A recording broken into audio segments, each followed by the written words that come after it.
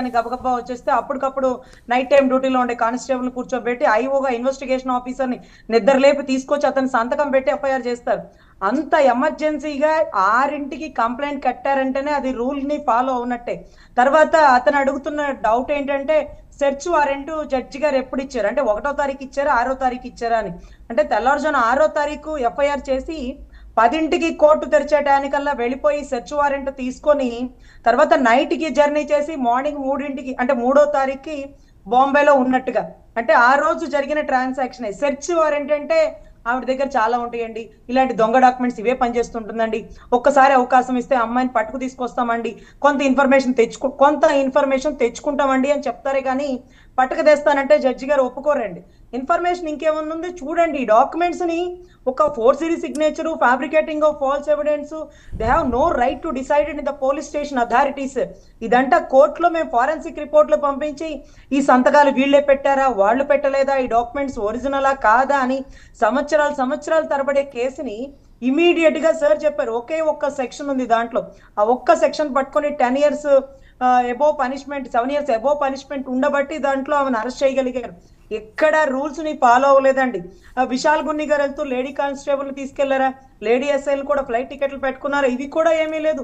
ఆమెని అలాగా తీసుకొచ్చారంటే కుటుంబం మొత్తాన్ని కూడా తీసుకురాకూడదు. ఒకవేళ తప్పు చేస్తే ఈవిడ మాత్రమే చేసినట్టు. ఎక్కడో రిటైర్ అయిన 75 ఏళ్ల వయసు వ్యక్తిని భయపడితే ఈవిడ అకౌంట్ లో ఉన్న డబ్బులు మొత్తం ఇచ్చేస్తుందా, లేకపోతే ఈవిడ దగ్గర ఉన్న ఇన్ఫర్మేషన్ తీసుకొస్తుందా, ఇవంతా కూడా చాలా రాంగ్ ఇన్ఫర్మేషన్ అండి. ఇంకొకటి ఏంటంటే ఈ పోలీస్ ఆఫీసర్లు ఈవిడ మీద తప్పుడు కేసులు వేసినందుకు కాను ఐపీసీ సెక్షన్ 211 పెట్టి ఈవిడ ఇద్దరిని శిక్ష వేయించవచ్చు. కానీ ఇలా మేము చాలా చేసిన గతంలో చూసుకుని కూడా ఎస్ఐలు సిఐలే ఐపీఎస్ని వేయచ్చా, డీజీపీలని వేయచ్చా అనేది మాకే తెలియట్లా. రైట్ ఈక్వాలిటీ ప్రకారం ఎవరైతే మనకెందుకు మేడం, సెక్షన్ 211 అప్లికబుల్ కదా, బిఎన్ఎస్ ప్రకారం 248 అప్లికబుల్ కదా అంటే మరేమో ఇంతవరకు సస్పెండ్ అవునప్పుడు ఇప్పుడు ఇందాక సార్ చెప్తున్నట్టు జడ్జి గారు తప్పు ఉంటుంది కదా అని. అఫ్ కోర్స్ అది మనం డిసైడ్ చేయలేమండి. చేతిలో కాగితాలు చూపించి సార్ ఇలాగా మేడం ఇలాగని కన్ఫ్యూజ్ చేసేస్తారు పోలీసులు. పాపం జడ్జి గారు ఏమంటారు, సరే ముందు అమౌంట్ సెర్చ్ చేయండి, వెళ్ళి పోయి సెర్చ్ చేయండి అంటారు. ఆ సెర్చ్ వారెంట్ వల్లే వాళ్ళు బాంబే దాకా వెళ్ళగలిగారు.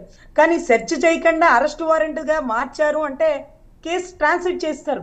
సెర్చ్ చేసామండి, మాకు చాలా ఆధారాలు దొరికేసినాయి, ఈ అమ్మాయి దొంగ, ఈ అమ్మాయి ఇదే పనులు చేస్తుంది, వాళ్ళ ఇంట్లో 100 రూపాయల స్టాంప్ పేపర్లు బోల్డ్ ఉన్నాయని ఇవన్నీ మళ్ళీ కథలు అల్లి జడ్జి గారికి చెప్పి ఉండొచ్చేమో. అందుకనే సెర్చ్ వారెంట్ కాస్త అరెస్ట్ వారెంట్ గా మార్చుకొని ఆ అమ్మాయిని వాళ్ళు పెద్ద ఫ్లైట్ టికెట్ పెట్టుకొని మరి ఇక్కడికి తీసుకొచ్చారు. అజ్ఞాతంగా ఇన్ఫర్మేషన్ తీసుకొని ఈ అమ్మాయి ఇలా ఎంతమంది దగ్గర డాక్యుమెంట్స్ తీసేసుకుంటుందో మాకు కొంత పోలీస్ కస్టడీ ఇవ్వండి, మేము కొంత ఇన్ఫర్మేషన్ తీసుకుంటాం అంటూ జైల్లోంచి అమ్మాయిని బయటకు తీసుకొచ్చి అమ్మాయితో మిస్బిహేవ్ చేసి భయభ్రాంతులు గురిచేసి అక్కడ కేసు వెనక్కి తీసుకో అంటే ఇదంతా జైల్లో చేయలేరు కదా.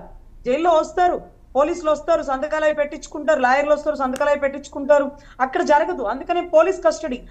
మీరు చూస్తే దిశ ఎన్కౌంటర్ కేసులో కూడా కేవలం పోలీస్ కస్టడీలోనే ఆ వ్యక్తులు చనిపోయారు, జైల్లో చనిపోవడానికి అవకాశం ఉండదు.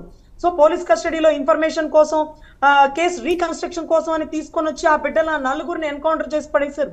ఇక్కడ కూడా కేవలం పర్మిషన్ తీసుకొని పోలీస్ కస్టడీని తీసుకొచ్చి అజ్ఞాతంగా పెట్టి స్టేషన్ లో పెట్టకుండా మిస్బిహేవ్ చేశారు అనేదే ప్రాసెస్ సార్. ఇక్కడ తప్పు జరిగింది మేబీ అని మొత్తం కేసులో. ఇంకొకటి ఏంటంటే సార్, ఇందాక బుజ్జి గారు అడిగారు, ఆయనకు కూడా సమాధానం. అసలు అన్న ఇది బాలీవుడ్ స్టార్ కి వేరు, సాధారణ ఆడపిల్లకి వేరు ఉండదన్నా. మీరేదో చెప్తున్నారు ముదినేపల్లి ఏరియాలో ఆ ఎస్ఐ అక్కడ 100 చేస్తే వచ్చేయాలి సార్. గత ప్రభుత్వం అయితే దిశ యాప్ నొక్కితే వచ్చేసేసేవారట, మరి దిశ యాప్ మరి లేదా? ఎందుకంటే మీరు హోమ్ మినిస్టర్ దాకా రావడం ఏంటన్నా, హోమ్ మినిస్టర్ కి ఎస్పీకి మీరు చెప్పడం ఏంటి? ఒక చిన్న ఫోన్ కాల్ చేస్తే 10 చేసి నోరు మూసుకొని ఇంటికి వచ్చి కేసు నమోదు చేసుకోవాలి, ఆన్లైన్ లో కేసు నమోదు చేసుకోవాలి. ఇది ఫోక్సో కేసు, మైనర్ పిల్ల మీద జరిగినటువంటి అత్యాచారం అని మైనర్ పిల్ల రోడ్డు మీదకి వచ్చి చెప్పి కంప్లైంట్ ఇస్తుంటే హోమ్ మినిస్టర్ దాకా పోవడం ఏంటి సార్? అసలు ఏం జరుగుతుంది వ్యవస్థలో? వాళ్ళంతా తిరగడం ఏంటి, నా దాకా రావడం ఏంటి? ఒక డైల్ చేస్తే పోలీసు వాడు వచ్చి కంప్లైంట్ రాసుకోవాలా? అదంతా వదిలేసి ఇంత కష్టపడింది ఆ కేసు కోసం ఆ ఆడబిడ్డ. అంటే బాలీవుడ్ స్టార్ అయితే మీ అందరు మీడియాలో పెడతారు, కానీ సాధారణ ఆడబిడ్డ కాబట్టి బహుశా పెట్టలేకపోవచ్చు, మీడియా దగ్గర రాకపోవచ్చు. కానీ చాలా తప్పు జరుగుతుంది సార్ వ్యవస్థలో. కింది స్థాయి అక్కడ కేసు కట్టుకోకుండా ఎస్పీ దాకా వచ్చిందంటే ఆ ఎస్ఐలు సిఐలు అందరూ సస్పెండ్ అయిపోవాలి ఇమీడియట్ గా, నా దృష్టిలో అయితే. అదే కదండి ఇక్కడ ప్రాబ్లం. భాస్కర్ రావు గారు అనంతపురం నుంచి. భాస్కర్ రావు గారు,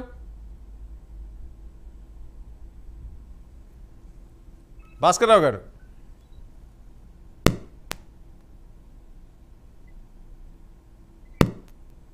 కాల్ కట్ అది పద్మ గారు ఒక్క నిమిషం అండి. భాస్కర్ రావు గారు ప్లీజ్.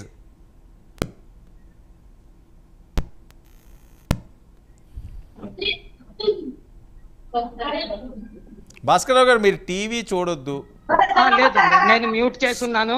ఓకే, ఇప్పుడు నేను మాట్లాడొచ్చా? మాట్లాడండి సార్. మాకున్న చిన్న ఈ కేసు నేను వారం రోజులుగా మీరు ఏదో చూపిస్తున్నది ఎంత ఫాలో అవుతున్నప్పుడు దీనిలో మాకు వచ్చిన చిన్న ఆలోచన ఏంటంటే హయ్యర్ పొజిషన్ లో ఉన్న అఫీషియల్స్ కండక్షన్ ఆఫ్ ఆఫీస్ లో రాంగ్ డూయింగ్స్ ఏవో జరిగినాయి అన్నట్టుగా వినిపిస్తోంది. సో ఇప్పుడు దీని మీద ఏదైనా చేయాల్సి అంటే అవతల అమ్మాయి తప్పు చేసిందా, అమ్మాయి ఏం చేసింది, లేకపోతే గవర్నమెంట్ ఏమైనా వీళ్ళని ఫిక్స్ చేసేయడానికి ట్రై చేస్తోందా, అది ఇది అన్నది కాకుండా వాళ్ళ కండక్షన్ ఆఫ్ ఆఫీస్ దాని మీద, ఎందుకంటే they are the higher authorities, వాళ్ళు గవర్నమెంట్ రన్ చేయాల్సిన పొజిషన్ లో ఉన్నోళ్ళు, వాళ్ళు సరిగ్గా కండక్ట్ చేస్తున్నారా లేదా అన్నది వాళ్ళ బిహేవియర్ మీద ఎంక్వైరీ చేసి వాళ్ళని ఎలాగ ఫైండ్ అవుట్ చేసి if they are wrong they should be punished. ఆ లైన్ లో కాకుండా దీన్ని పొలిటిసైజ్ చేసి చంద్రబాబు నాయుడు కుట్రా, ఇంకొకటి కుట్రా, ఇంకొకళ్ళు తప్పు చేశారా, ఇది కాదు కదా. ఈ పొలిటీషియన్స్ అటువైపు ఎందుకు తీసుకెళ్తున్నారు మీరు దాన్ని?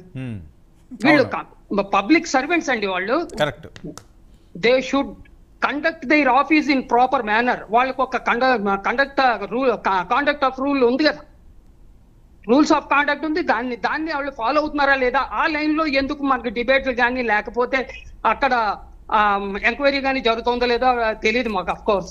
కానీ మిమ్మల్ని వింటుంటే ఇదంతా పొలిటిసైజ్డ్ మేనర్ ఊహించిన విధంగా ఎందుకు వెళ్ళట్లేదు అనేది మా అభిప్రాయం. ఓకే, కరెక్టే భాస్కర్ రావు గారు. ఇది ఏంటంటే ఊహించిన దాని గురించి ఏమైనా మీరు ఏమైనా చేయగలిగితే ఆ లైన్ లో